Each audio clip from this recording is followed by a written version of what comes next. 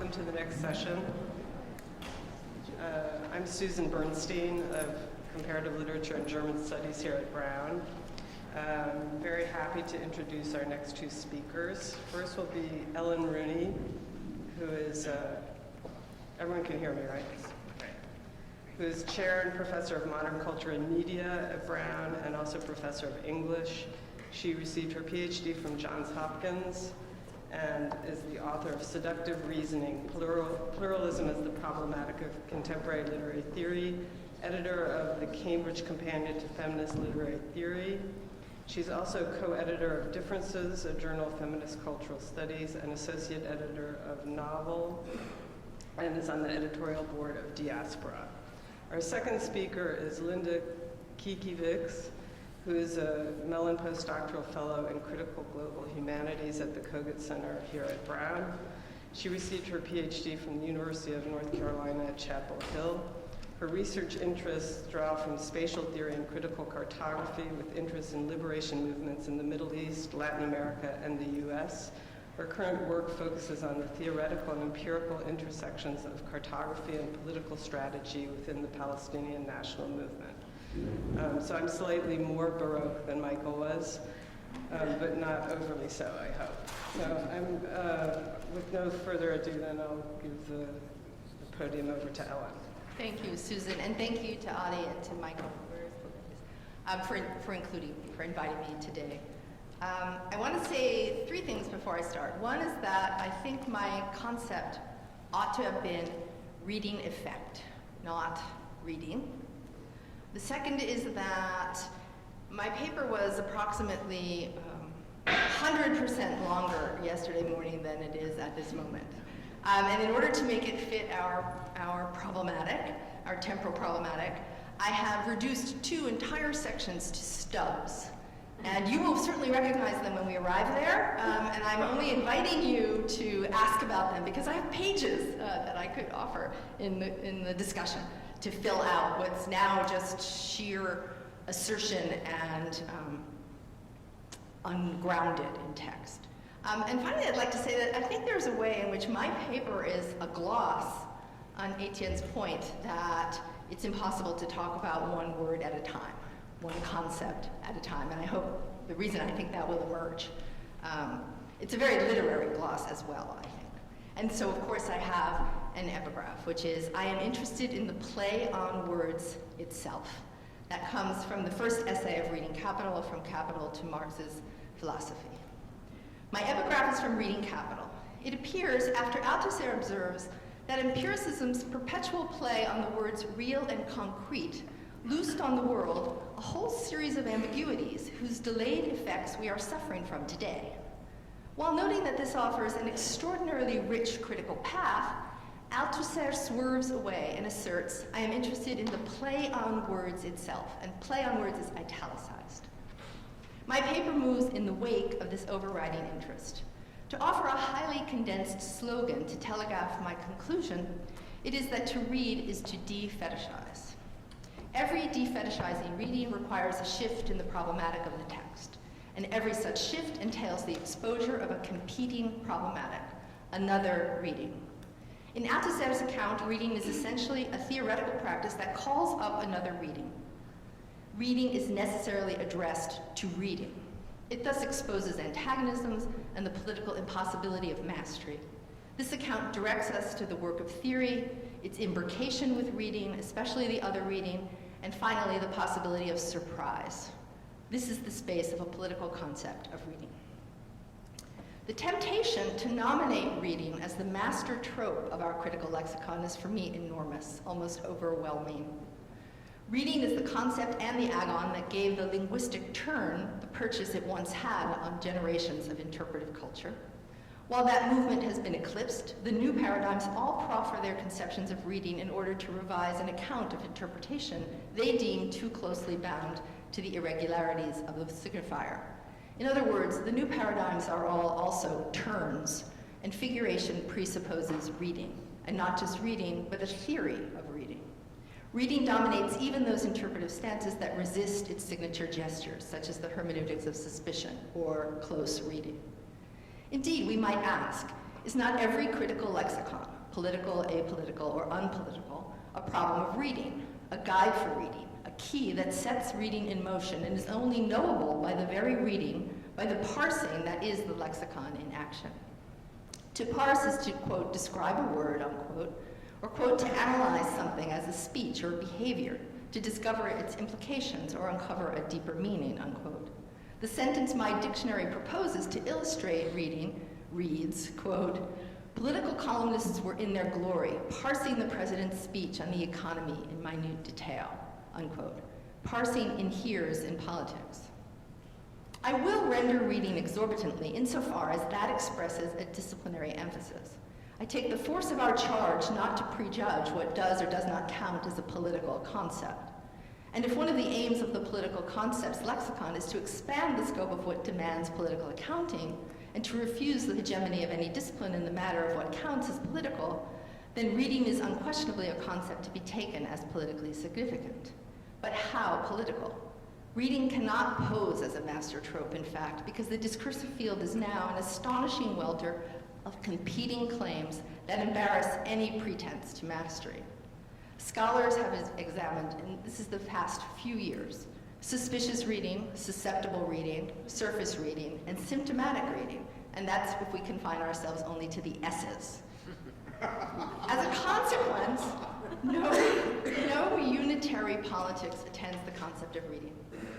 At the same time, in the vernacular of US politics, reading has an intriguingly heterogeneous, lively, and unguarded range of significance, which also demands parsing. Given the constraints of time, and in privileging the reading effect and the way it discloses reading as a symptom of the political, I leave by the wayside for the moment the other important iterations of reading, including reading as literacy or a way of looking at books, and all of the challenges to the problematic of reading raised by new media, shifting processes of remediation, and big data. In what follows, I will put meat on the bones of my more schematic claims. I notice actually that all of us who have spoken so far have used the word schematic for what we're doing. My more schematic claims by pointing to what some political actors mean when they say read, and to a recent theorization of reading and its account of the political. Then I will read some lines from Althusser's From Capital to Marx's Philosophy, and I'll conclude with surprise. Not with a surprise, but with surprise itself, as Althusser might say. Althusser characterizes his reading of Capital as, quote, quite the opposite of innocent reading. It is a guilty reading, but not one that absolves its crime on confessing it. It is therefore a special reading which exculpates itself as a reading by posing every reading the very question that unmasks its innocence, the mere question of its innocence. What is it to read, unquote? What is the reading effect? What can reading do? My intervention embraces symptomatic reading as it is increasingly coming under attack. I argue that the play on words itself that symptomatic reading engages is a moment of theorization that cannot not be political. This play brings form into being rather than discovering it, and it emerges when one reading addresses another reading. Just as a single word cannot constitute or launch a language, a system of differences is diacritical, one reading is unthinkable. There will always be at least two. Your reading and the reading your reading counters, anticipates, or defends against. This counter force is both what makes reading reading and what makes it political. At this point, I intended to turn with brutal brevity to a few vernacular concepts of political reading at the present time, then to discuss a contemporary theory of reading that has been influential in literary studies. And these are the two stops. From the everyday world that we inhabit, three examples of usages of the term reading. The first is the Read the Bills Act.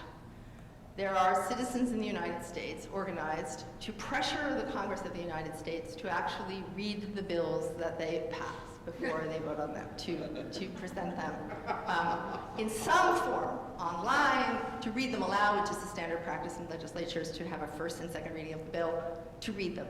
And this Read the Bills movement, I would say, is aligned with a view of reading which Sharon Marcus has called just reading. If the bills were only posted, we would read them. They would communicate to us with a kind of clarity that depends upon a sort of notion of transparency. Read the bills. Alternatively, the New York Times publishes an article, How to Read Afghanistan, in which the concept of reading is perhaps the very opposite. Something which requires reading, like Afghanistan, its terrain, its people, its stories, is by definition unreadable. We will never get to the bottom of that reading practice. And between these two poles, and there are dozens of possible examples floating around us, is First Read. First Read is the opening minutes of a chat show, a political chat show called the Daily Rundown, in which the host reviews all of the items that he will be discussing with visitors and politicians and commentators, pundits, during the program. The problematic of First Read is that there will be a second read and a third read. It opens onto the quarrel that reading constitutes.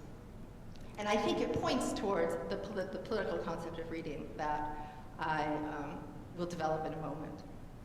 That's my first stub. My second stub, it references Sharon Marcus and Stephen Best's The Way We Read Now, the introduction to an issue of representations on surface reading, which is one of the most widely debated of recent works on reading in literary studies. Their essay critiques symptomatic reading in the name of surface reading.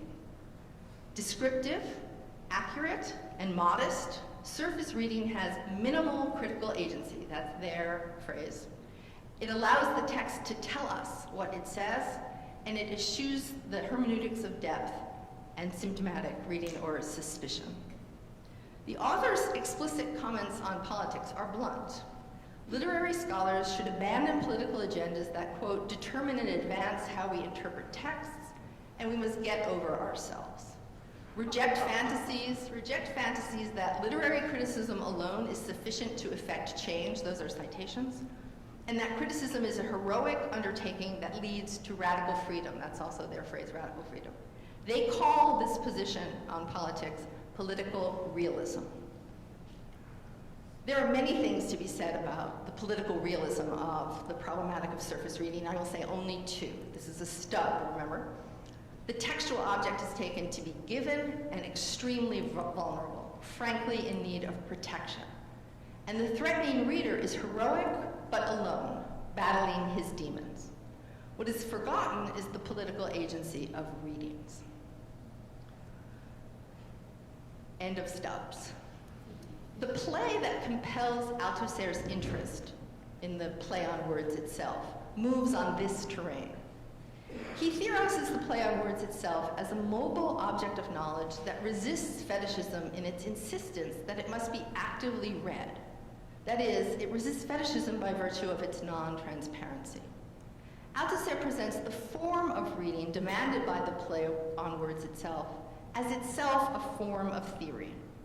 Reading shifts the problematic, and it cannot proceed without a theoretical break that is also a political break. The problematic designates the structure of presuppositions that constitutes a discourse, the enabling conditions, including the unasked questions that establish its proper objects, its essential questions, its field of vision and non-vision. As Althusser puts it, every theory is in essence a problematic, a matrix for posing every problem concerning the object of the theory. The symptomatic reading that discloses the play on words, he says, is, quote, the effect of a new theory, the effect of a new problematic. There is no depth here. The play on words operates on the surface of the text, but the term itself should not mislead us. Just as these words are not singular, obvious, or given as such, given as themselves, the play on words itself is never itself, self-identical, indivisible, present. This lack of identity both demands and reflects the political process that is reading.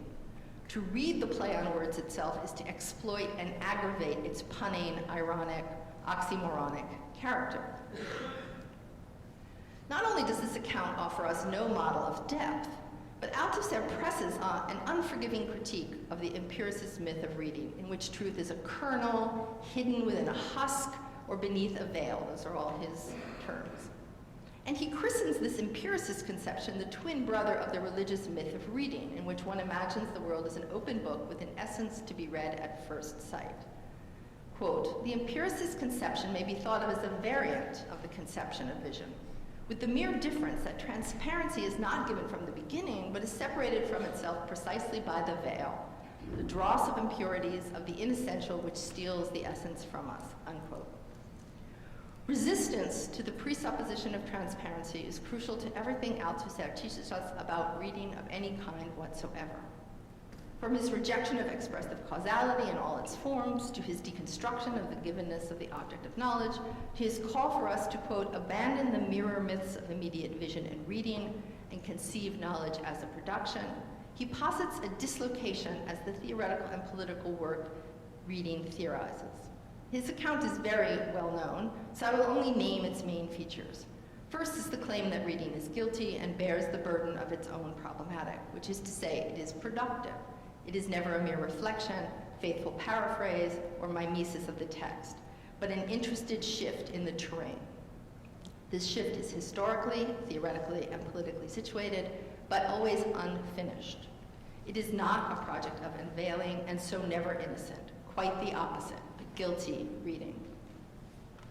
The impossibility of innocent reading, the continuity between metaphors of depth and the logics of immediate vision, the theoretical imperative to shift the problematic, and because reading lapses again and again into the imposture of innocence, the repeated return to the political question, what is it to read? These claims disrupt every empiricist approach to the text. Practically, they engender the play on words itself. This trope draws our attention to rhetoric, the imbrication of the concept and the signifier, or the relation between the written and the form of its writing, as Althusser puts it, and to the impossibility of the thing itself as an object of any reading or writing. My reading here mimes Althusser's dismissal of the inversion metaphor offered, even by Marx, to explain how the Marxian dialectic differs from the Hegelian. In making that critique, Althusser insists this metaphor, quote, cannot think itself itself. So too, the play on words itself cannot think itself itself.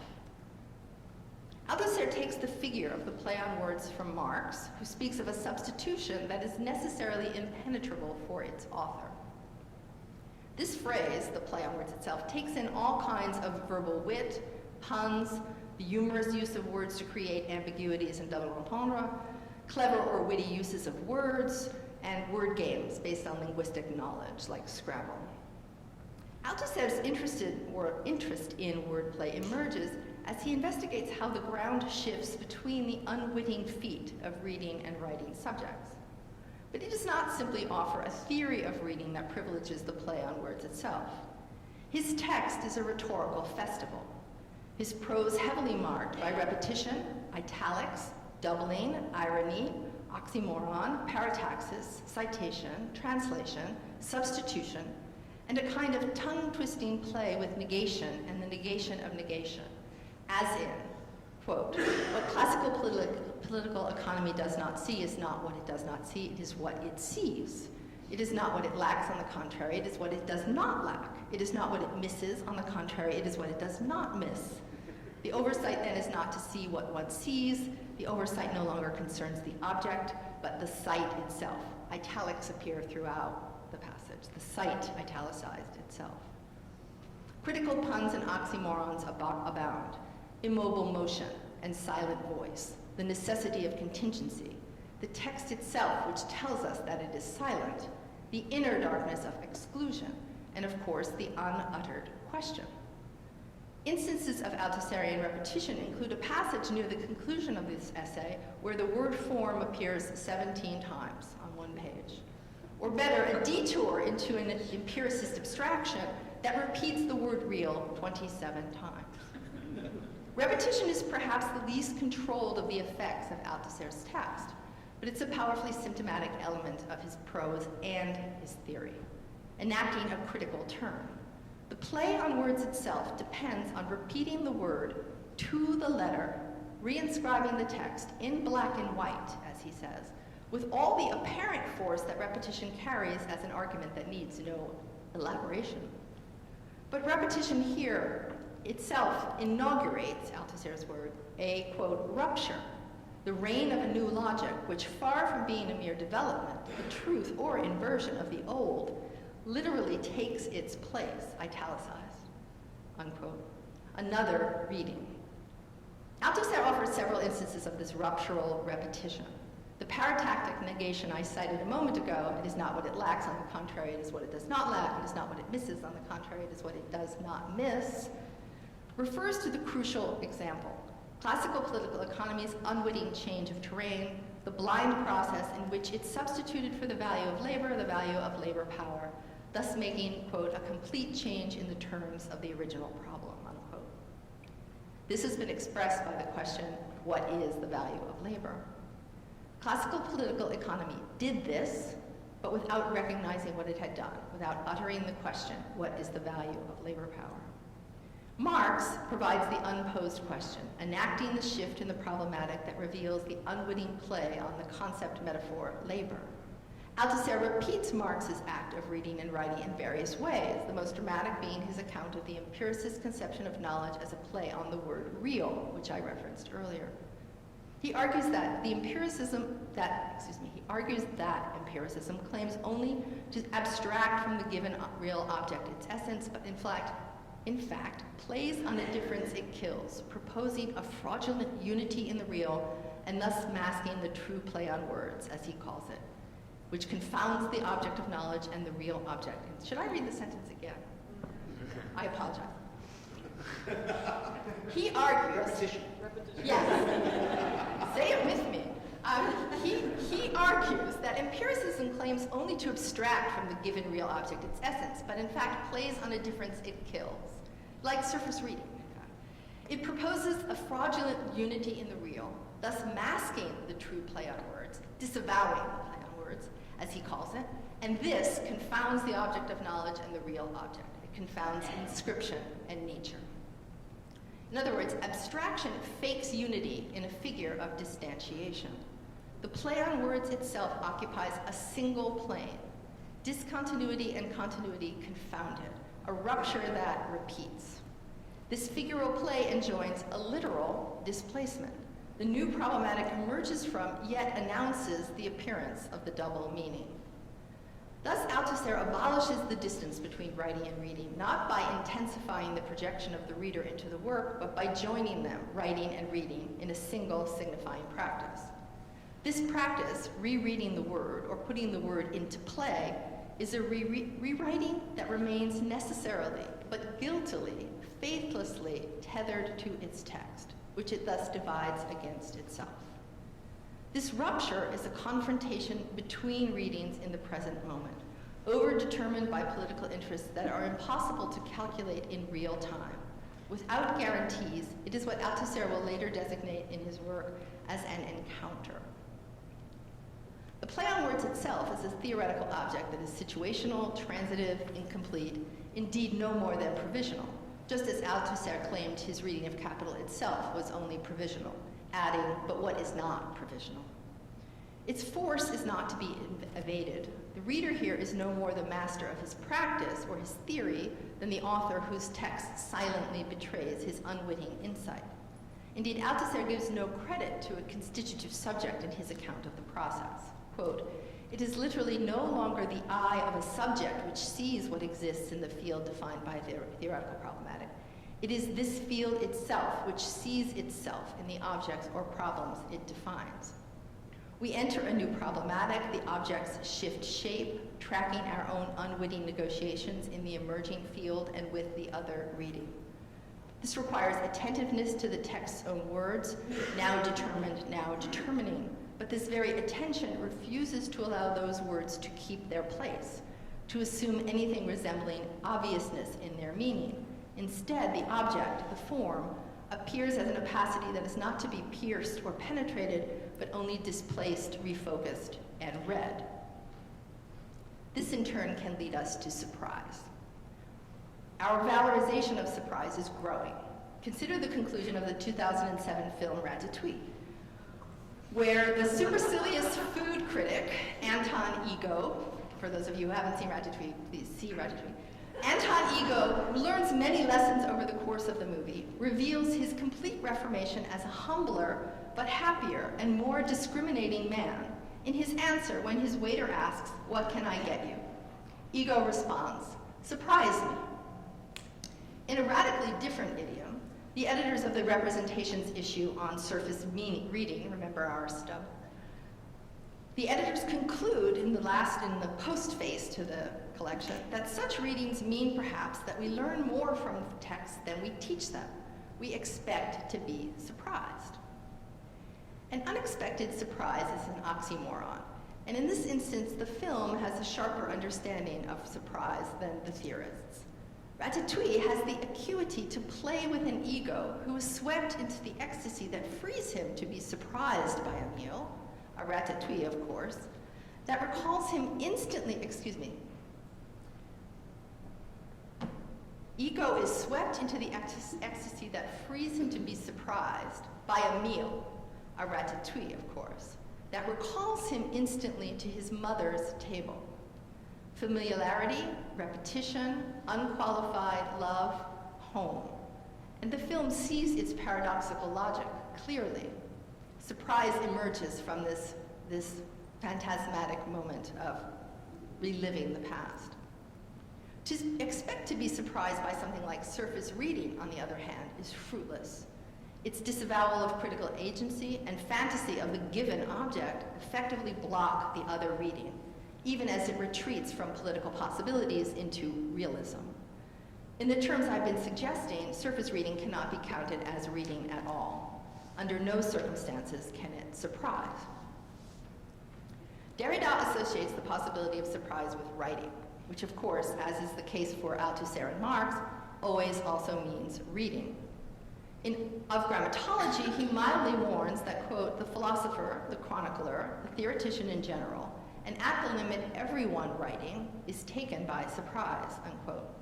From the point of view I've elaborated here, this kind of surprise is necessary insofar as reading and writing impose a kind of break, a play that engenders a rupture that cannot be known fully in advance or anticipated.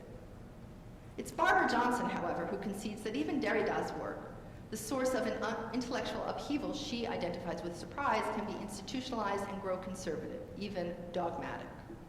In Nothing Fails Like Success, she asks, how can surprise be put to work in new ways? Johnson concludes that the impossible but necessary task of the reader is to set herself up to be surprised, but that no method can manage this. She suggests that one can, quote, set oneself up to be surprised by otherness, providing one risks the experience of ignorance, transgressing one's own usual practices, and coming to the limit of one's knowingness, including the comfort of knowing one's ignorance merely as a gap in knowledge or short-sightedness. Quote, the surprise of otherness is that moment when a new form of ignorance is suddenly activated, and as an imperative that changes the very nature of what I think I know, the moment of the other reading. In her essay, Lesbian Spectacles, Reading, Sula, Passing, Thelma and Louise, and the Accused, Johnson presents the spectacle of herself, quote, trying to catch herself in the act of reading as a lesbian without having intended to, unquote, to read as an other lesbian. She comes to two conclusions. The first, it is hard to pin down the origins of a reading effect. The second, which follows from her rueful admission that her fantasy life is politically incorrect and has leapt the tracks of orthodoxy. In the aftermath of that confession, she says, quote, so much for reading with the unconscious. Althusserian surprise is an antidote for our desire for the origin of the reading effect, if not for political correctness. Johnson's struggle discloses that it is the possibility that the subject can unwittingly differ from herself that makes reading possible and political, if not correct. In Reading Capital, Althusser invokes the investigations to come as we replace the classical categories governing our understanding of a result and its conditions of existence with a new concept of the necessity of contingency. This paradoxical logic discloses results as the consequence of a production process, that is, of a reading. He remarks, quote, we can expect many surprises from this. And after enumerating some examples, observes, quote, "We have to learn to treat the ideology which constitutes the prehistory of a science as a real history, with its own laws, and as the real prehistory whose real confrontation with other technical practices and other ideological or scientific acquisitions was capable, in a specific theoretical conjuncture, of producing the arrival of a science, not as its goal, but as its surprise." Unquote. Reading, like science, both arrives as surprise and is surprise-seeking, provisionally catching itself in an act that it can neither guarantee nor contain. In another reading. Thank you.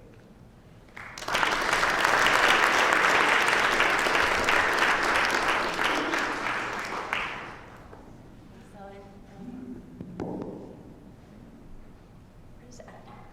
Oh, well, thank you, Addie. No, I was just going to thank Addie and Michael for inviting me, but I guess I'm going to be, my concept is map, and part of the problematic is that it's very visual and that it lies on a flat surface. So we're going to be using the projection. So I apologize to everyone on this side because it's going to be, there's a lot of slides. Let people move about. Matt.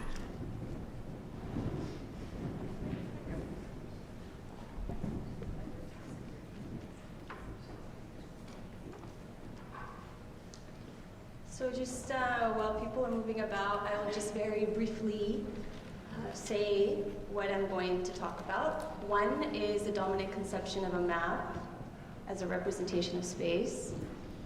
Two, a concept that I'd like to put forward of a map, that it's not a representation of space, but a production of space. And three, that if a map is a production of space, then we might look at maps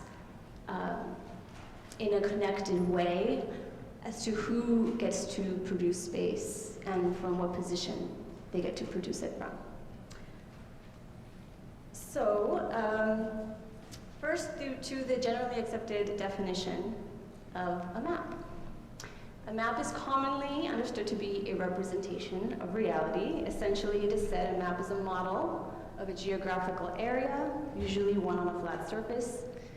Indeed, etymologically, the Latin mappa means napkin, sheet, or cloth. But as we're going to see here, it remains that the dominant idea of what a map is a representation on a flat surface, but not so much anymore necessarily on a piece of paper or on a sheet or cloth. But insofar as a map is said to represent the Earth, and the Earth is spherical, then distortion will occur. And if you look up at the slide, it's very difficult to project a spherical Earth on a flat surface. And so as the saying goes, if the map must lie flat, then the map must lie. So there are always going to be distortions. Perhaps the most famous world map that we have in our minds is this one, which is a Mercator projection, which distorts the area of land surface and together with water, but it preserves very well distance. It became famous with navigators. It's dated about 1569.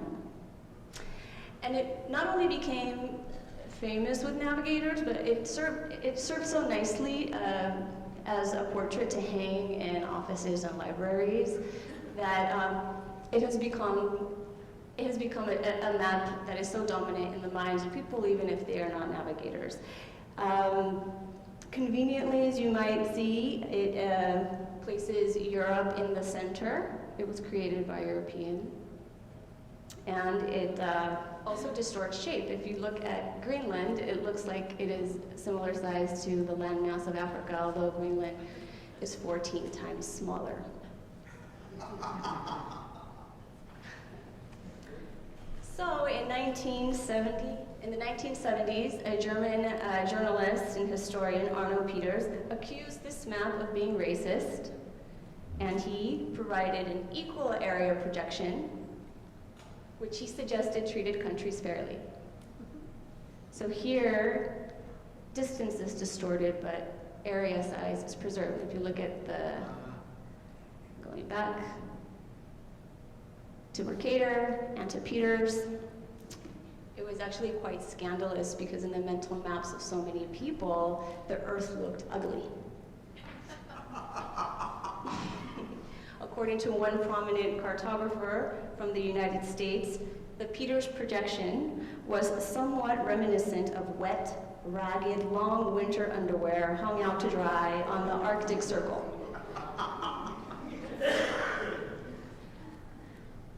National Geographic decided it was going to ban all rectangular projections. And since then, because it caused such a great controversy, and since then, within geography, the Mercator map has gotten a really bad rap. You see the Peters map projection in a lot of quote-unquote hippie areas. I remember at UNC when I was a graduate student, the Fair Trade coffee shop had a Peters projection map where all of the coffee came from. But according to geographers, this is a defunct projection. But then if you look if next time you're on Google Maps and you zoom out, you see Mercator again. Mercator has not died, even as geographers might want it to. There's Greenland looking the same size as Africa. In the 1970s also, this quote-unquote corrective map of the world was published, where Australia is in the middle and at the top. Stuart MacArthur, who created the map, was from Australia. What's so interesting about it is that who is to say, right, that there's something innately better about being in the middle or at the top? It's just that on our mental maps, the Mercator projection had done so much work that so many of these maps were responding directly to that. If I want to refigure the concept, I want to begin by, again, by stating that these are supposed to be representations of space, but we can kind of already see that they're doing some work in producing space, producing our idea of what the world is. But what these maps that I've showed you here, what their battle has been over, has not questioned the coordinate system. They're questioning size and they're questioning position. And what is so interesting about that is that the coordinate system, our cartographic reason or Cartesian reason, has gotten so hegemonic in our minds, where in a world post-Enlightenment where we believe very much so that the world correlates with math, that the universe correlates with math. This was not very much the case before. If we look at a different kind of world map, this is a map of the world. It is early modern, but it is very much based on a medieval map of the world, where Jerusalem is in the center and Europe, Asia, Africa, the three continents surround it. And you can tell that it's early modern because they had just discovered the Americas, but they didn't really know what to do with it because the Bible never said anything about it. So it's over there off in the corner. This is an example of sacred geography, where this kind of map does not, quote unquote, represent accurately the size of places according to their measurement on the earth, but according to their importance in certain societies, and this one is European. If you look at how we look at a map of Jerusalem now, or the area now, here is a map of where Jerusalem is, and if you look, it's between the West Bank and Israel.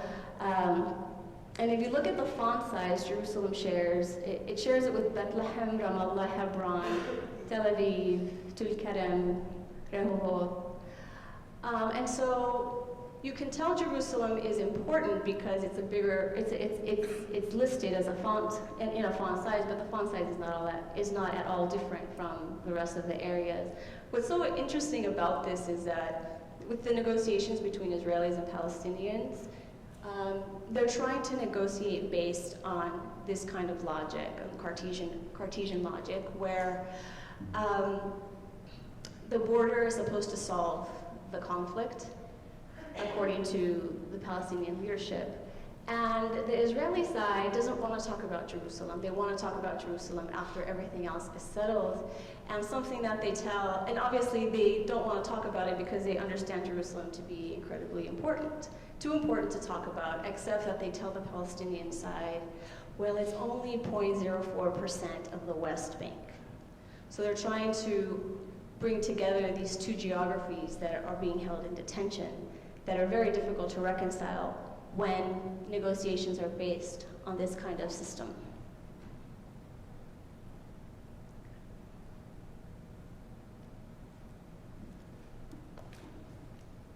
The modern map, which is based on a Cartesian grid, very much made possible the visualization of lines and then shapes politics. That kind of politics, that kind of idea would later on shape space. So here we have the first time in treaties that lines are referenced, and this is the Treaty of Tordesillas, shortly after the New World is quote-unquote discovered. You have Portugal and Spain fighting over the new areas, and the Pope gets really upset because these are two Catholic countries that shouldn't be fighting, and so they decide that they're going to give everything to the right of the Treaty of that meridian over to Portugal to colonize, and then over to the left for Spain to colonize, which is why this area that Spain colonized speaks Spanish and Brazil speaks Portuguese. And although it wasn't mapped, it inaugurated a logic of dividing the world into lines, which later, when mapping technology becomes more sophisticated, you start seeing, and here's a scramble for Africa in the late 19th century, where you have inaugurated now this idea that you could cut up the earth, that the earth was an object to be owned, to be possessed, and that could be bounded so that the powers wouldn't fight. So this is Africa cut up by the European powers. Of course, without asking anyone who lived there or respecting what their political arrangements were, and just assuming space to be an object that would be homogenized, exclusive, and of course bounded. So it's a new configuration of territory, where territory previously wasn't understood through these kinds of borders. It was more, borders so much didn't exist in the way that we know them. It's more accurate to talk about frontiers, which were very much overlapping and just blurred. But what the map makes possible, what the modern map makes possible, is the visualization of borders. So that's the specific technology that it brings about. The map arises together with capital and the nation state. And the work that it can do for capital is, of course, enclosures and the privatization of land. So here is a British property map, a cadastre of Palestine in the 1930s, where it wanted to, the British mandate wanted to settle land to an individual. So what it meant was that it was hoping to do away with the commons, assign parcels of land to individuals so that agriculture could be much more efficient, providing revenues for the British administration, but also to make it easier for Zionist settlers from Europe to purchase land legally. And they couldn't have done that before so easily because they weren't really sure who owned the land, and they didn't have a map attached to those kinds of registries.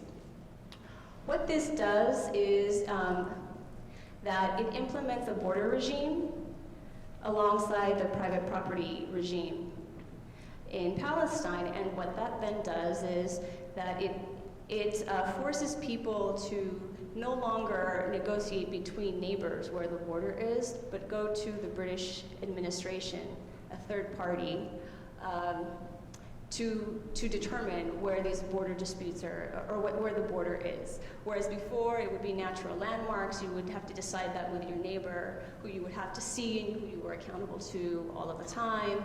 Now with the British, they want to export that, and in fact what they end up doing is destroying that social relation and exporting it all over to the courts and the police and the judges.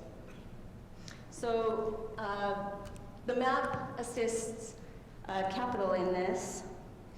What the map does for the nation state is that it creates it as a logo that is it's so easily identifiable. Here is the United States. Here is the United States. You can recognize it without reference to the earth. You can recognize it now floating as its own logo in various ways.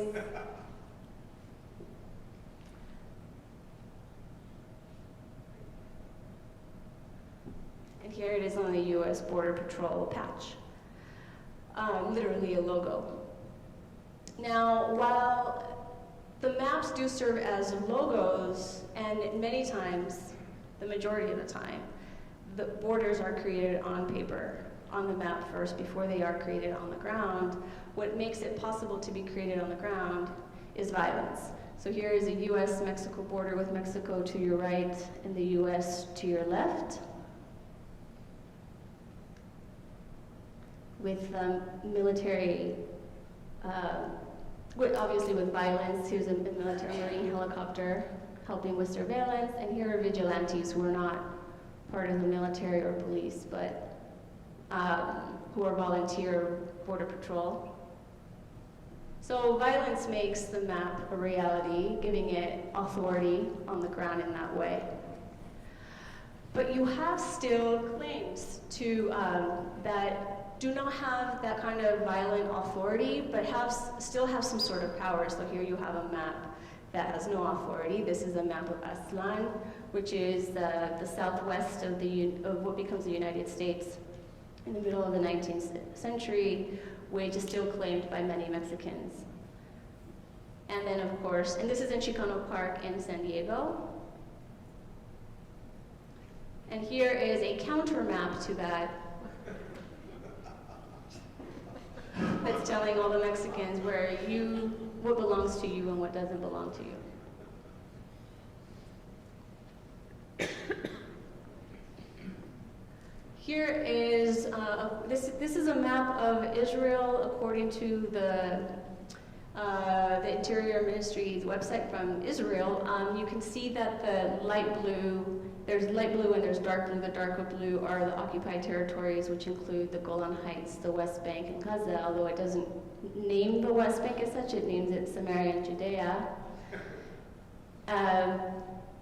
And the map is a logo, but it depends on your political position, of course. On the left, you would consider the Golan, the West Bank, and Gaza to be all of Israel, and on the right, it's more of a two-state solution type of logo.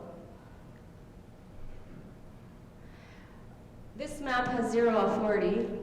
It's a map of Palestine pre-Israel that is as graffiti in a Palestinian refugee camp. And it says we will return. It has zero authority, but it still has quite a bit of power because it's still making claims that haven't been forgotten. Yasser Arafat, it is said he would take an hour every morning arranging his hatta or his kafiyya into a map of Palestine, and this is a cartoon rendering of that points out that Arafat was not a man of peace because he was including Haifa and Netanya and Tel Aviv as part of Palestine. This is a logo of Palestine Liberation Organization. You notice it has a map. Since the 90s, the PLO has kind of morphed or kind of gone by the wayside to the Palestinian Authority, which has this as its logo. You notice it does not have a map, but the Palestinian Authority largely serves as a police force that polices Palestinians. And if you see, it is very much modeled after Egypt's logo, and Syria. None of them have maps, but they're a symbol of authority. And interestingly, the U.S. Department of Homeland Security shares a similar logo. Notice it doesn't have a map.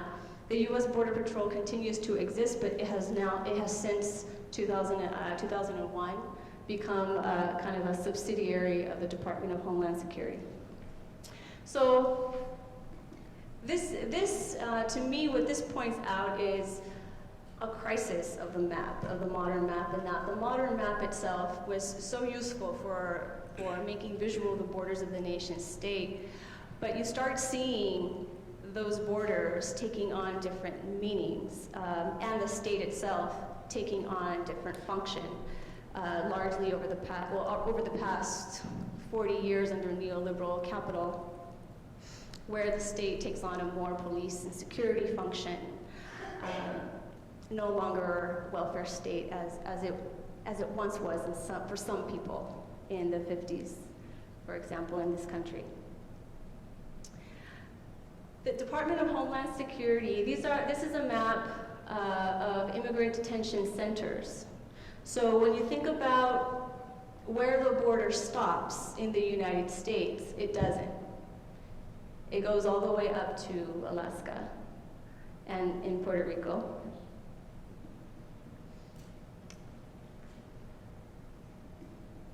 So where does the border begin? This is a map of migrant routes migrants from Central America, and then later through Mexico, going up to Mexico, and all throughout Mexico, the border between Mexico and Guatemala does not stop. It continues. Migrants are stopped throughout the entire country and are deported if they're caught. Here is one important way how they get around from Central America through Mexico is on top of trains, where they have to jump on the trains as they're moving and jump off the trains before they stop, and a lot of them are injured, a lot of them are killed, because at these train stations is where the Mexican immigration is waiting for them. Just going back to that slide, the migrant routes through Mexico, if you notice, we pay a lot of attention to the Mexico-United States border, but very little attention is being paid to the Mexico-Guatemala border, which the United States is helping Mexico secure through military and technical assistance. So it's becoming very much militarized, very much in the same way as the US-Mexico border is. So this is a big question then. In the question of states today, in the question of sovereignty, many people in Mexico will say that Mexico is occupied by the United States, not unlike Palestine is occupied by Israel. So one thing that people are questioning now with the crisis of the state is also, going back to that other slide, sorry, the crisis of the map. Here is a gerrymandered map of Los Angeles, which brings together, these are voting blocks, voting districts, and they are largely based on race. So the purple, you have Inglewood and South Central, and then the blue, you have, which is largely black and brown, and then the blue is East Los Angeles, which is largely Latino. And then in the green, it's largely white and upper class. This is Malibu, Santa Monica, Pacific Palisades. So a big crisis for our geographies and for our maps is that there is now a first world in the third world and a third world in the first world. This is the third world in many ways in the first world. Another crisis is now borders. Here is a map of United Airlines, its flight paths. And I don't know if you noticed, but it's a Mercator projection. I just think it's so funny because geographers like to say, oh, it died a long time ago, but Google has it, and United Airlines has it. But if you look at this, in many ways, it is a lot easier, faster, and cheaper to get from New York to London than it is within the United States in the middle areas, which are called the flyover states. So what we have now is more of a crumpling of space where borders are still important, but they're not the only, they're becoming less and less a dominant way of visualizing the world. What's interesting about it, though, is that at this moment, there is this fight between Israelis and Palestinians that in many ways is taking shape as if it was happening 50 years ago, where it's a battle over these kinds of maps, it's a battle over territory in this way. This is a map of Palestinian loss of land. And what the Palestinian leadership is trying to do is it's trying to create a state according to that stage 3 map. But it's finding it difficult because with the stage 4 map, Israel's settlements in the West Bank keep growing, and so it's making it much more difficult for a contiguous chunk of territory to be created there as a Palestinian state. With the negotiations 20 years now having failed, this is, according to Palestinian artist Shuruk Harb, this is what the real map of Palestine, Israel looks like. And I don't think he's wrong. Because this is really a logic that is being exposed here. And it's no less accurate than those representations. So then in thinking about if a map is a production of space, what I'd like to think about and what I would encourage all of us to think about is who then gets to produce that space, who gets legitimacy to produce that space, and from where. So just as an example of where I think we might look, here is a map that I made of a refugee camp's streets. This is Ida Camp in Bethlehem. And now the camps, in case you haven't seen a photo of them or visited them, they are not tents, they're buildings. And they're very crowded buildings. And the streets are ad hoc, a lot of them are alleys. And so I got asked by people in the camp to help them map, and we had a lot of conversations over security and what kind of maps. And as I was tracing the streets on a geographic information system, and I'm a professional cartographer, and I was showing them how I was doing, and I was asking them, did I get your streets right? Because I really don't know. They would know it better than I would. It was very interesting because they had never seen, many of them had never seen the camp from above before, so they had to orient themselves in order to check my work. And as one of them, Nidal, was looking at this map, and I asked him, are the streets right? He said, well, you know, the rooftops are also streets. And so I asked him to make that map of how under the Second Intifada, when he was under curfew, and no one could use the streets, how he, just like many people, including women, jumped the roofs in order to move. So an example of the production of space from a non-professional, from someone who has very little map literacy of his own home, of his own camp, but nonetheless continues to produce space, even if it's not mapped. So I'll end it there.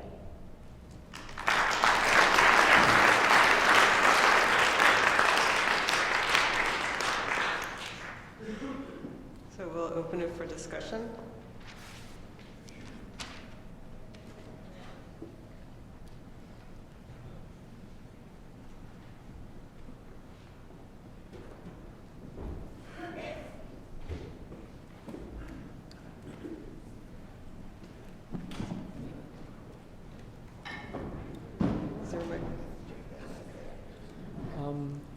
It has to be grabbed from the table.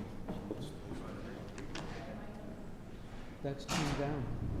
In order to prevent feedback, it's not working.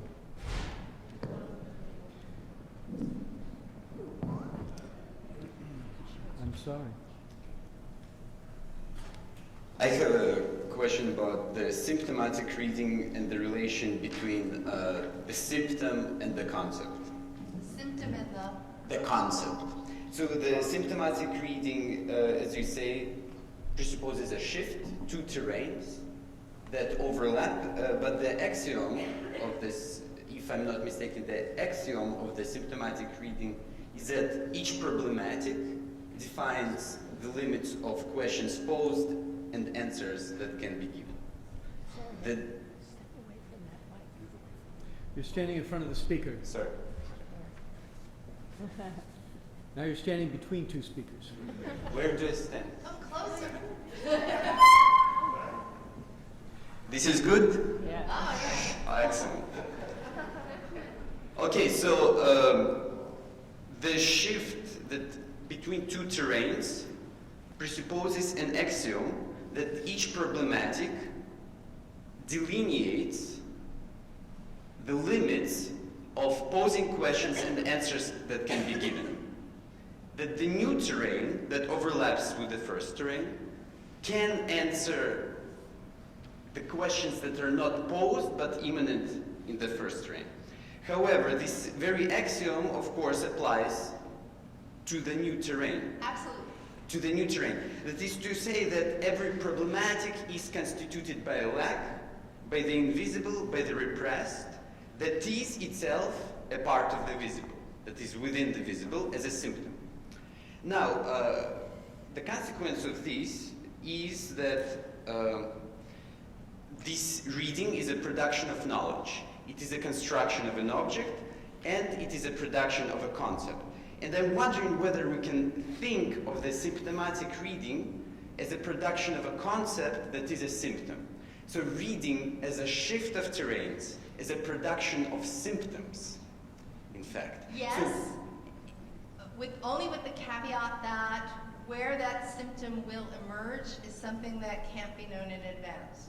Yes, of course. Yes, then I Yes, absolutely but- agree but- with you. but So it produces it, but not until, literally until it has been read by that new problematic. In other words, the question is every concept in turn a symptom?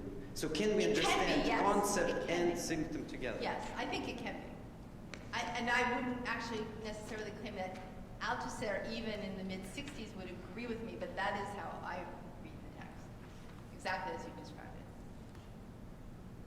That's not very antagonistic on my part, but.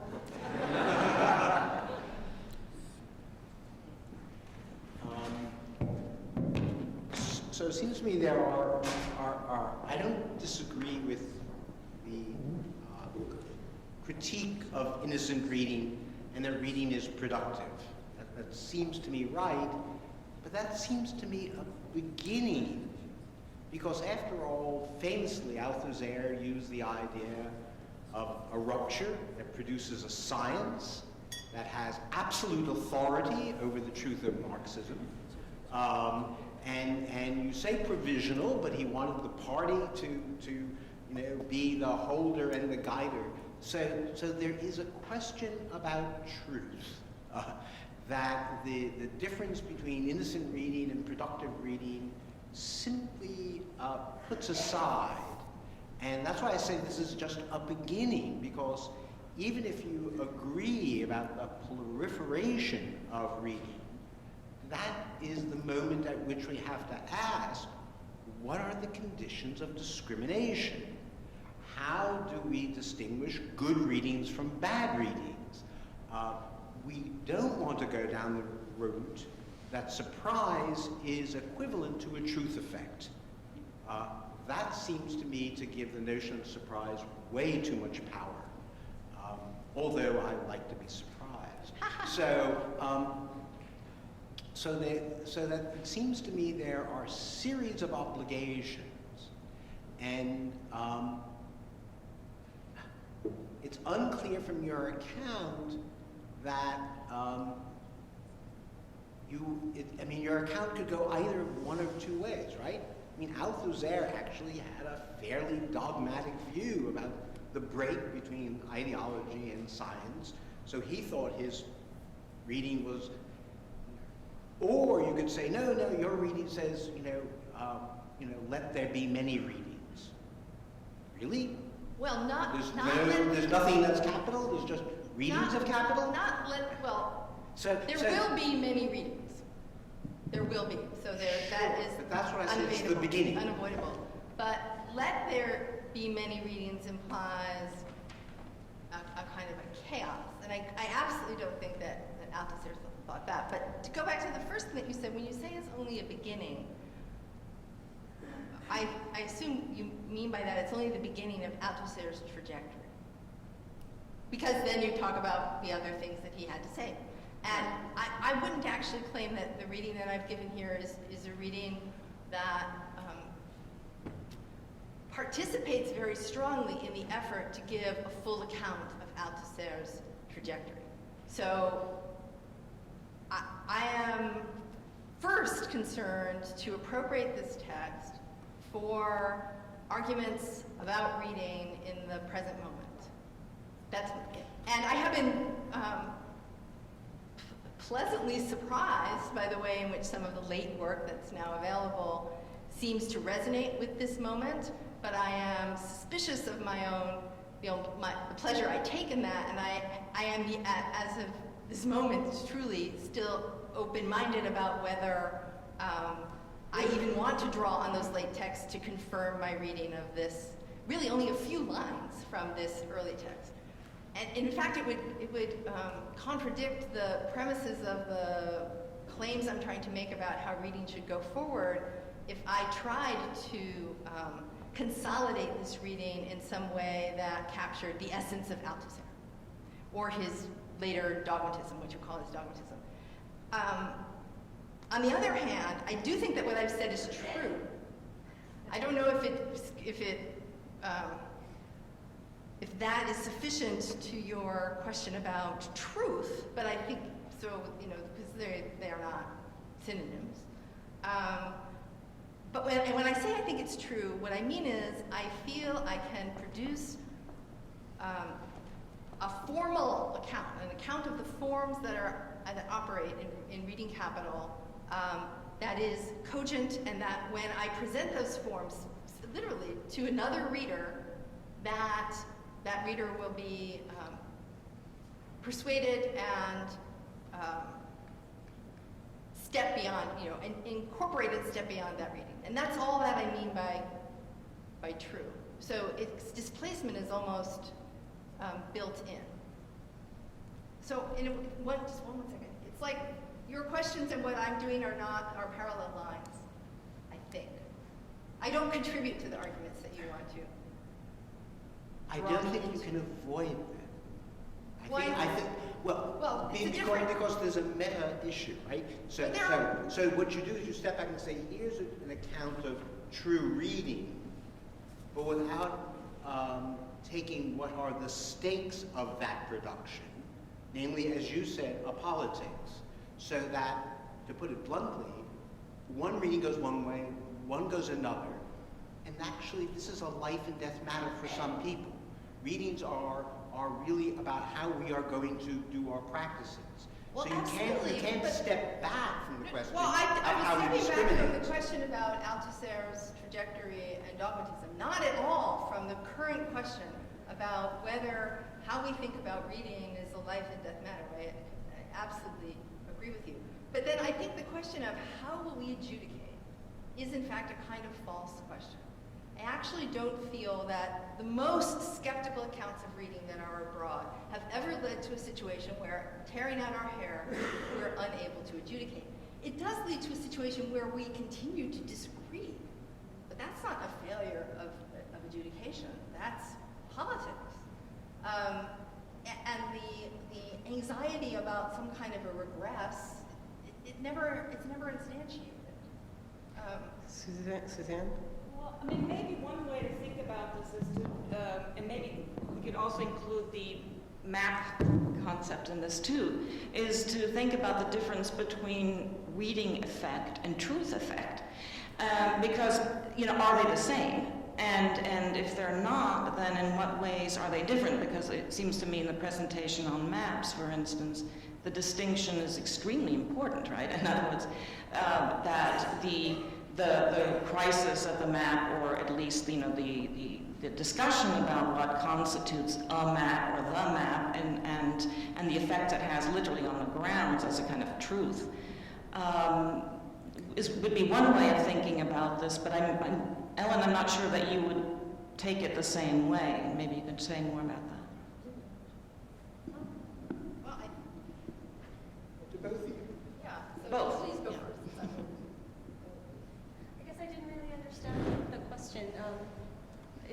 can rephrase that.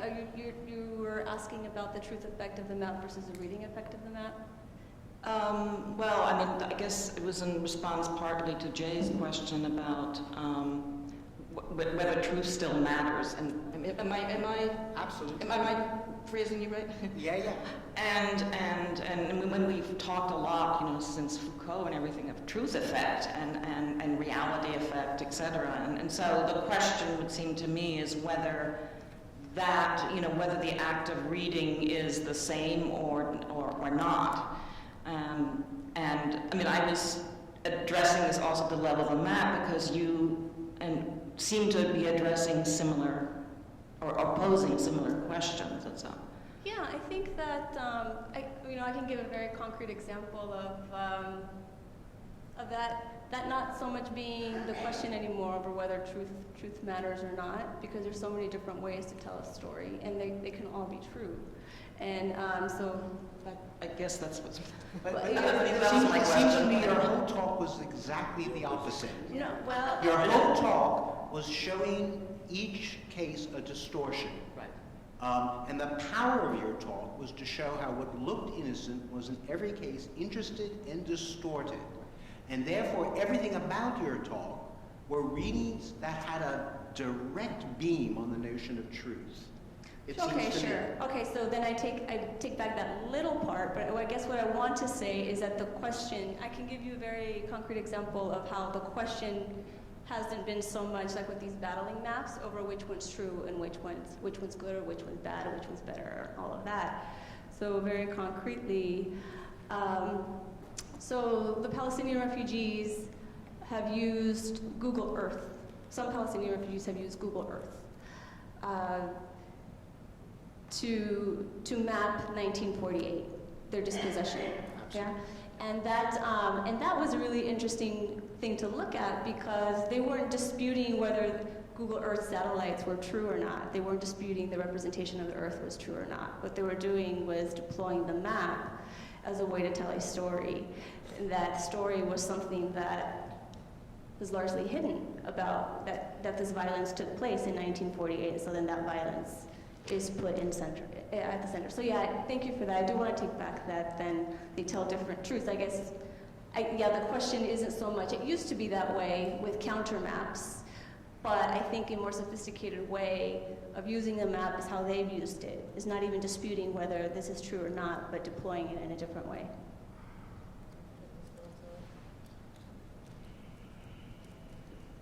The truth effect and the reading effect, I would never use them as synonyms. I'm sorry. So what does that mean? It seems to me that the consequence of insisting that one reads within a problematic doesn't do damage to any effort to tell the truth, and it certainly doesn't damage efforts to dispute falsehoods, except if one's measure of truth is that it transcends a problematic. So as long as that's not the only thing that's not a requirement, a presupposition of being able to say something is true, then I don't feel I say anything that makes it difficult to say true things.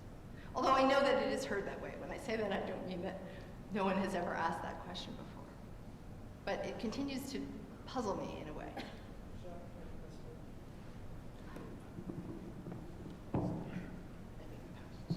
I'm not sure which of the two of you this is a question for, but it goes to Jay's question. I'm interested in surprise and its relation to fetishism.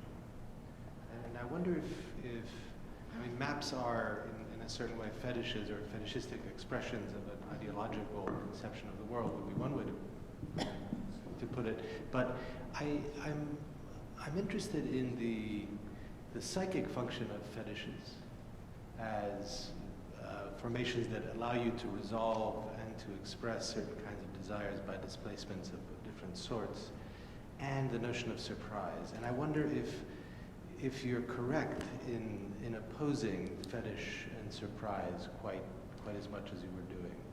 Right? It seems to me, among other things, that fetishes always surprise me in some ways, but that in other ways they don't at all. It's like in Freud and in other fetish theorists, the fetish is always what's at hand somehow for the displaced gaze.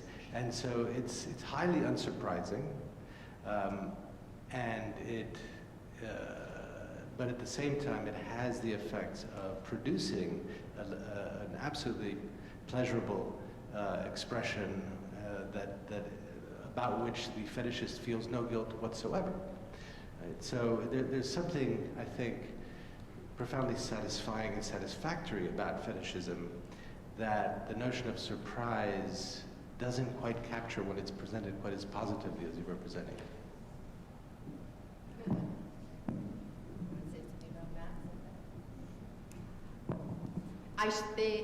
They certainly shouldn't be opposed. And in the longer version, I was in fact following Althusser and therefore thinking about the commodities chapter more than psychoanalysis, which is only a temporary observation. But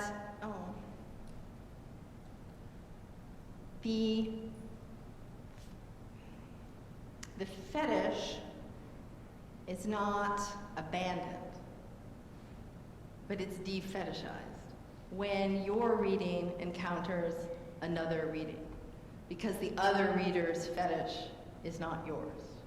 And so you don't give it up, but that encounter requires that you give an account of it, which drains it of a certain, which doesn't permit you to continue to disavow. And when I got to that point when I was writing, I thought I should go back and read Naomi Shore about female fetishism and its scandal to capture that mixed quality, which I would also, to reference one other person from literary studies working on reading, Michael Warner, who writes an essay called Uncritical Reading. And he begins with a long passage, which is certainly polemical, in which he nuances as he goes forward, in which he says that what literature teachers do is rob their students of all of the pleasures that they get from reading by telling them, no, it's not that, don't identify with the characters, don't cry, don't memorize, And I think that that's completely wrong. That is that critical reading completely incorporates uncritical reading. It doesn't tell your students to abandon, or yourself for that matter, to abandon all those, we could call them fetishistic pleasures, but it does resituate them. And that's what I mean by defetishizing. That you are, without abandoning it, having to give an account of the movement of the fetish that is different from straight fetishism, and that would be surprising. In fact, you may be forced into surprise by the other reader who doesn't share your fetish. Yeah, I think maps and the question of the fetishization of space, they go hand in hand, and largely when we look at for example, the nation-state map, or trying to map out a nation-state, and this kind of goes back to the earlier discussion we're having this morning, versus this kind of map. Because when we're fetishizing space through the map, we're assuming that it's the cartographer that creates the space, and that it's the politicians that create the space, and it's the negotiators that are going to decide where that space is and where politics is going to take place. So then politics is at the level of high politics, whereas, and what that does is it renders space as an object, and it hides all of the production that takes place in creating that space. And so here we see an example of the production of space, and how when we have a map fetish like we do with Israel-Palestine, then we can't see how people act on the ground all of the time and exercise power all of the time. And so then the politics that are adopted are not going to be those from below, more autonomous kinds of politics, like Andreas was kind of pointing out with the stateless. It's going to be those from above. Federica, then Elizabeth. Is there a microphone? I have a quick question for Linda. Can you talk a little bit more about why the juxtaposition about the US-Mexico case and the Middle East? I mean, there is something about, because these were shocking examples which we all have very present in our minds, but I was wondering if you have also a more conceptual argument about why these two cases talk to each other. And actually you presented many of these dimensions: identity, power and maps, surveillance, and so on and so forth. But whereas, at least if I heard this correctly, in the presentation of the Middle Eastern case, what you see is an active engagement with the mapping as a source of power and knowledge. And beyond the cases of the Chicano identity issue reclaiming Aztlán, plus the vigilantes in the US. I mean, do you see this in the migrants? Because, in practice, functionally, they are denying the power of the borders by moving across them without respecting them. But on the other hand, do you have any ethnographic evidence of any sort of either identification or the lack of identification vis-a-vis these maps? This is my question. Your question is about the, I guess, making more evident the connection between U.S.-Mexico and Israel-Palestine. Yeah, I think that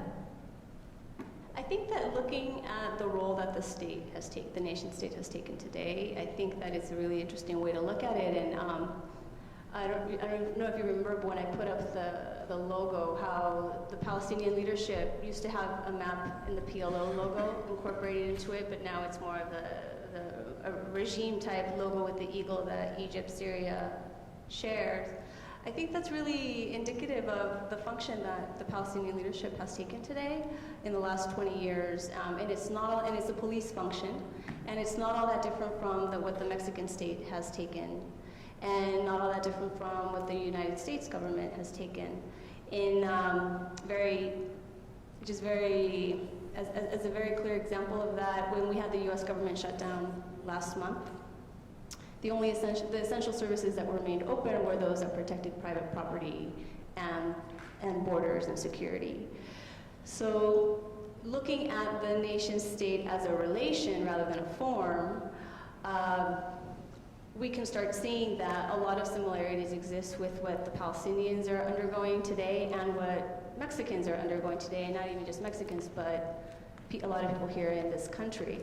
And this is what I think that why maps have changed so much, especially in the last 20 years, where they don't focus solely on borders, or our dominant understandings of maps are moving away from just nation-state borders, is that there is a crisis of the nation-state itself, where there, as I mentioned before, exists a third world and a first world, a scrambled geography, we might say. And this is, I think, very apt to think about in the post-Cold War situation, where supposedly capital has won, and so now the entire globe is supposed to be fitted for it.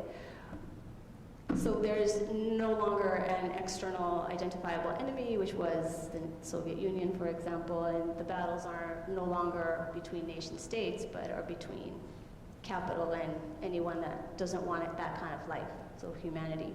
And that can exist anywhere, and that can exist within the same kind of country. So I think that, and also, when we look at Palestine, in the refugee camp, the politics there and the experience there is very different from just 1 mile down in the old city of Bethlehem, where many people there support the Palestinian Authority, the police force, but in the refugee camp, they're feeling the policing of the Palestinian Authority of Israel all of the time. So you have all over Palestine, you have different pockets of different experiences where some people are benefiting from the status quo and other people are not. So it's a scrambled geography, I guess, is one way to say it, which is why even if we're going to get a Palestinian state on the West Bank and Gaza, the situation on the ground shows that even within that territory, even if it was to be a chunk, there's just the desires and the experiences are so distinct from each other that it doesn't seem like it would be tenable at all. So this is kind of what I mean about, and also in Mexico, you have the richest man in the world is Mexican, but you have an enormous amount of poverty in Mexico as well, and you have massive militarization of the country. When people say that Mexico feels like it's occupied by the United States, the examples they'll give is that, for example, the drug war is taking place in Mexico, but is for drug consumption in the United States, and most of us don't feel that drug war here. Also, electricity. Mexico, as a country, produces enough electricity for all Mexicans, but a lot of it goes to the United States.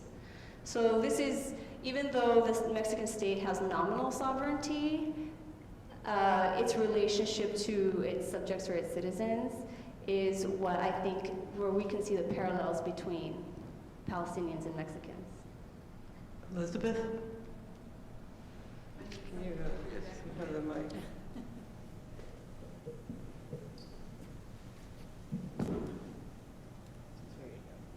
All right. The moment has passed, but I just want to say with all due respect that the truth effect is something that I think we need to get rid of and cure. And the truth effect belongs, there's no truth to this microphone. The truth effect belongs to this sort of postmodern, what? There's no effect, it's true. All I care about is effect. Truth effect belongs to the whole postmodern thing about multiplication of stories. Everybody has a story, any old story, right? And so the Althuserian notion of the bringing together of disparate problematics is precisely the cure for the truth effect. And it seems to me, as I agree with Ellen, that it's absolutely crucial for contemporary political thinking, which has to constantly work against this notion of the multiplicity of stories, the multiplicity of perspectives. And most people, certainly in the academy and in the world, don't particularly worry about the empirical problem anymore, right? We live in this this fantasy of multiplication of stories. And so I think that this is why it's so particularly important to revive this insight of Althusser's into the necessity of the rupture of problematics. Because where else can we go? Where else can one go politically? Bonnie?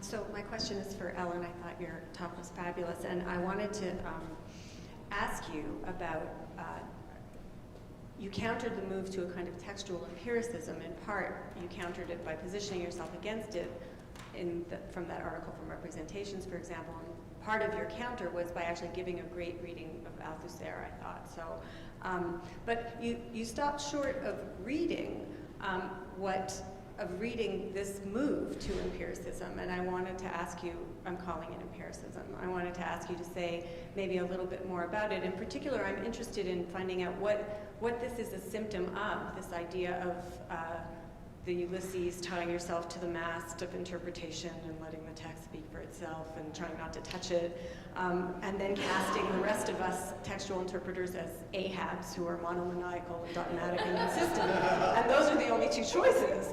And I was especially, well, I find like what's missing in the middle to be the only place I want to be. So and where I think I am, and I think from your example today and elsewhere you were. So I'm kind of curious about I'm kind of curious about what's going on in English right now.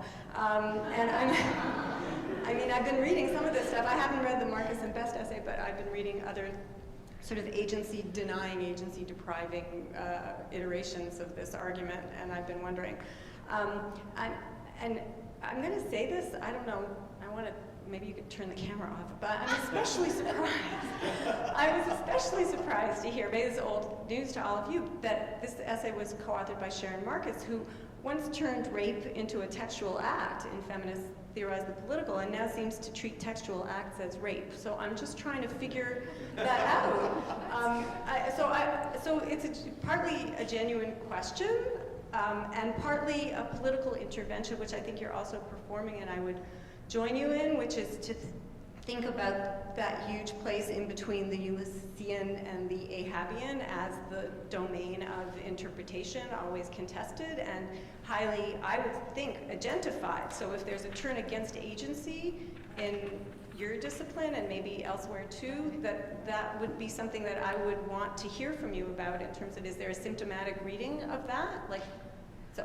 I confess, and I bet Elizabeth feels the same way.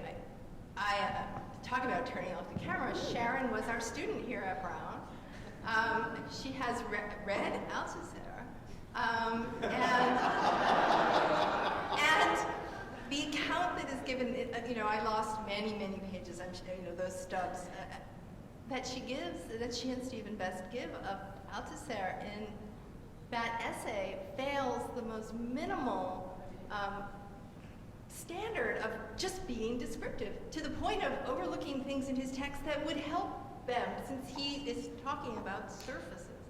And so that, not that we're dear old friends, but the relationship that I have with her really makes me feel a bit constrained, that I would never feel if someone asked me about someone that I don't know to speculate. But since it's not just the two of them, and the essay has received a wide, but yes, right.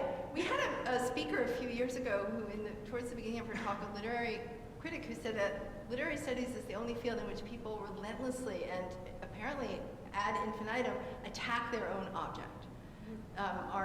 Chemists don't attack chemicals, why do we do this? I do think that, I have started to think that surface reading is a response to relenting years of historicism, and everything that goes under the sign of the cognitive or evolutionary reading, or the way that science, or some representation of science, is being pulled into literary studies. And that this feels, it's not really thought, but that it feels to them that a description, no one can say your description is untrue. You just repeat. If you repeat, you'll be able to count as something not to be swept aside by harder disciplines with objects that cure cancer or go to the moon, or what those disciplines do. But that's, I feel, somewhat feeble. I also think it's a losing proposition, not only because it's incoherent, but that it doesn't, it shrivels up whatever potency our discipline might have, what it could offer to a world which, it does seem to me, for all of the power of brain science and DNA, is full of reading and readers, and conscious of the conflict of reading, and would welcome in fact does, our students welcome our efforts to give them these problematics to enter the fray, which is why there is everyone is a theorist, and the people that read the bills and the people at the Daily Rundown on MSNBC are also trying to theorize reading along with us. And Ratatouille is doing it better than this surface reading essay. So insecurity and then a really wrong-headed response to that. But that feels too dismissive. There should be there's a more intellectually, Elizabeth is showing, defensible account. I'm sorry? We're almost out of time, but maybe we could have Generations. I don't like there are two generations. more questions on the table, Nathaniel, then Etienne. It somewhat harkens back to this Oh, yeah. Yeah, Those were Okay. This sort of comes back to the discussion of fetishism before, so I'm not sure if it's. Anyway, let me just say it quickly. I just wanted to relate the discussion of fetishism to the first session, and I think that this relationship between defetishization and fetishization should somehow be related to the statelessness discussion. Of course, the critique of fetishism, the idea of the fetish as something bad, is also a colonial idea, right? The idea of the fetish as the untrue. As the untrue is a legacy of colonial anthropology, and the idea that the fetish is depth, or it needs interpretation, whereas defetishization is transparency. That it's of the same series as some of the other things we were talking about. And I think that the power of the fetish is not because people believe in it, but what Freud said about the fetish, that fetishists are happy people, that they neither believe nor disbelieve, or they both believe and disbelieve that their rabbit's foot is whatever it is, right? And it's hard to get at them because they're fine with it. And they neither cling to it as true, nor so the demystification just doesn't play. And I think it relates very much to the power of maps. Maps are really, the power of maps is more insidious than just, lies imposed on inert matter. The power is the power of the fetish, that if you say, but your map isn't really true, you say, well, of course I know it's not true. What do you think, I'm an idiot? Right? So the power is the irony of it, the cynical irony of power, which neither believes nor disbelieves in its fetishes, of which maps are one of them, and that's the secret of their strength. That defetishization actually wouldn't work. Defetishization, in a way, is an impossible project in some ways.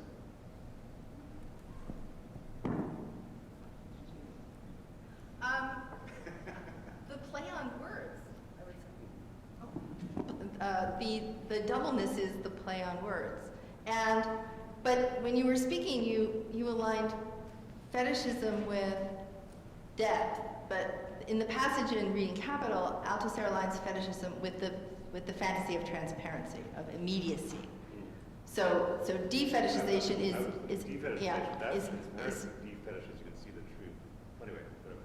well, just to cling to this specific textual instance, which is a simplification, an oversimplification, but so defetishizing is the moment of the exposure of the process. But I think actually, and it would link up to the way that in the vernacular of U.S. political, partisan even discourse, it would be helpful there to exactly emphasize this capacity to manage both, and that's how Althusser talks about ideology as well. It doesn't cogency or coherence is not it's not a requirement. But the fetish, maybe it's possible to say that the fetish after defetishization isn't erased, but there's a recalibration. And even in the world where people are fine with it, and in fact, that's what Marcus and Best say. People don't need demystification anymore. Everyone saw right through George Bush when he stood on the aircraft carrier and said mission accomplished. I almost said mission impossible. Mission accomplished. And they seem to forget that he was reelected by millions of votes after that event, but their sense is that to demystify is worn out because everyone is now perfectly able to just switch back and forth and not attend to that. I don't think that's quite, it's completely wrong about the example they choose, and that it's not entirely true, or that even if it is, we need to intervene there, that we need to talk about that without thinking that the fetish will dissolve. I would like to reference Etienne Balibar's book, The Philosophy of Marx. I have that one. I would like to reference in this context Etienne Balibar's book, The Philosophy of Marx, where he precisely talks about this issue of fetishization, defetishization. And I think absolutely rightly, he argues, and correct me, or do you want to summarize yourself? He argues that Marx's methodology in is structured around this relation where it's not simply you don't need to destroy the fetishism. On the contrary, the methodology consists in understanding that part of the defetishization in the sense that Nathaniel was talking about, meaning, say, see the truth. Use the term demythification. That part of that, just to go this way, it's stupid enlightenment positivist logic. That you have to understand that the fetish, the fantasy, the false, it's very Spinozian actually, the logic, that the false is equally necessary in the constitution of the truth. Truth involves both. So yeah, I thought it's very important way. So it's certainly it's not a matter of destroying the fetish. And that's not new since Bush or what have you. It's a very older logic. It's not insane. In certain transhistorical, I believe it starts with Spinoza. Etienne would argue, and rightly so, that historically it becomes dominant the moment we shift from the state ideology to the commodity fetishism logic, and I will leave it. I can see he wants to talk. So.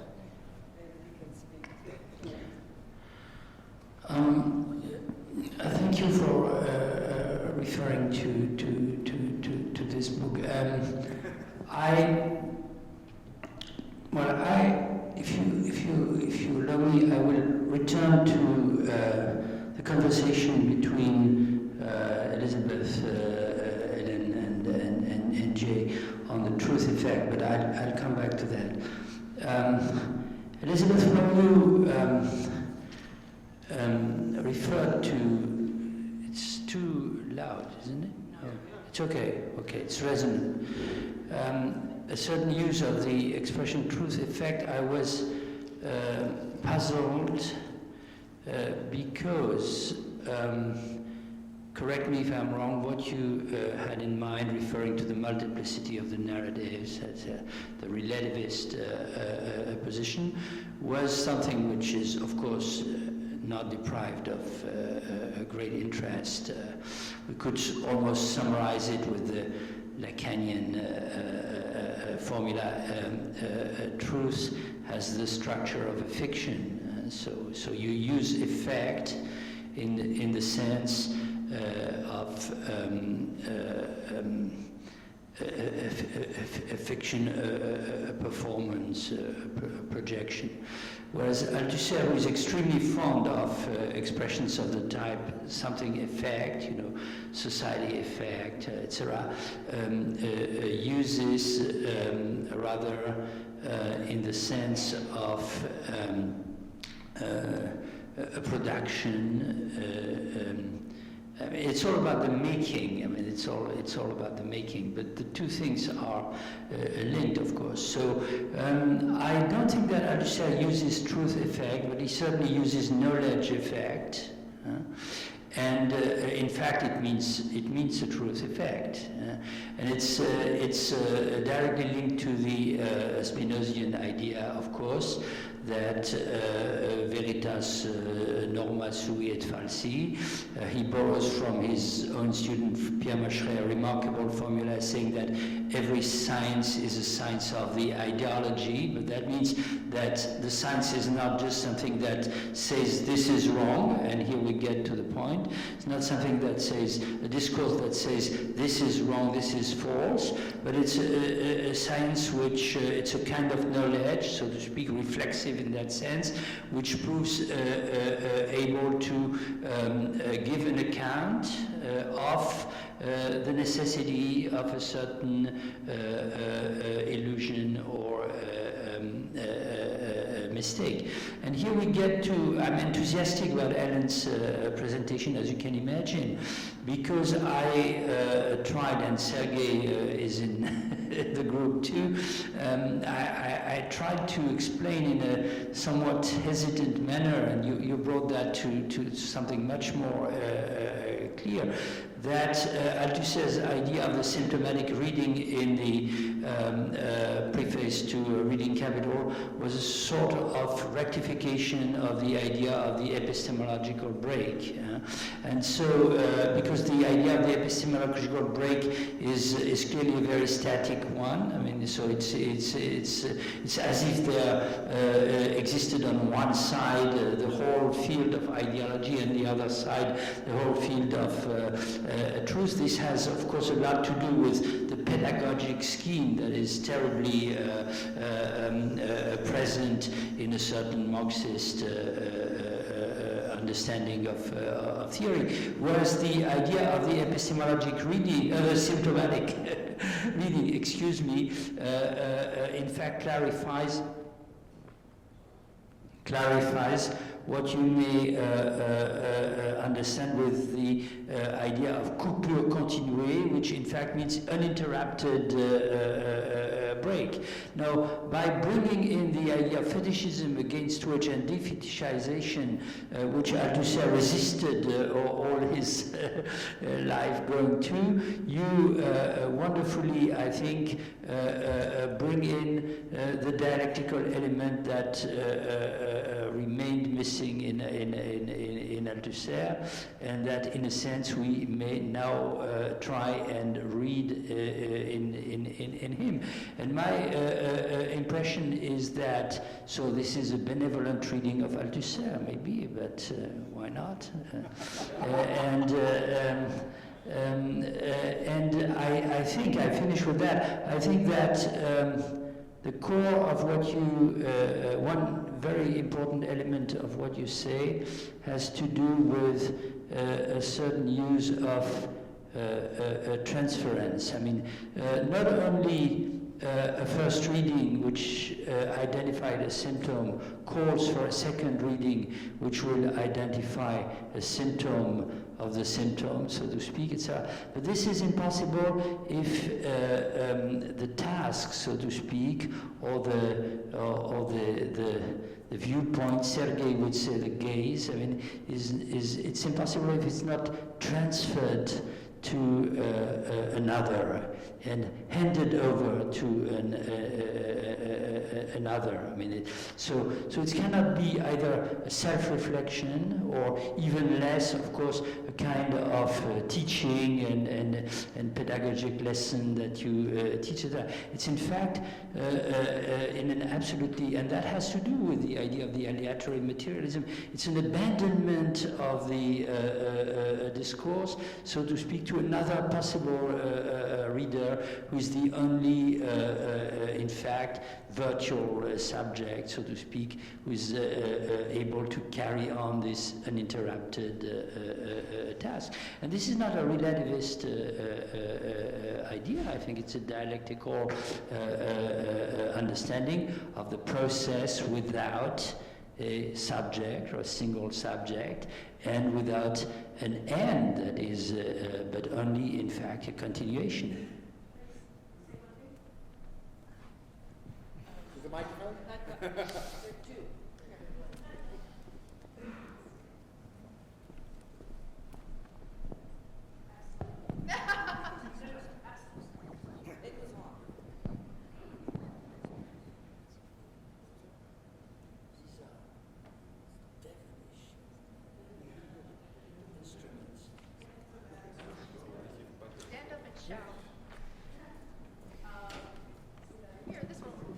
This one will I do? Absolutely.